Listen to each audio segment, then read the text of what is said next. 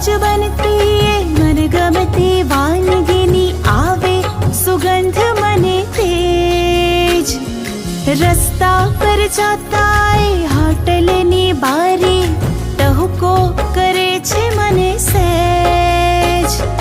રસના ડૂબાડે ત્યાં આત્મા જગાડે એ સાથે રહે છે મારી રોજ.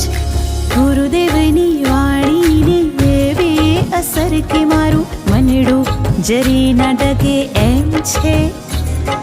આપણે તો કહીએ કે મહાવીરના શાસનમાં દેવ ગુરુ ધર્મની મહેર છે.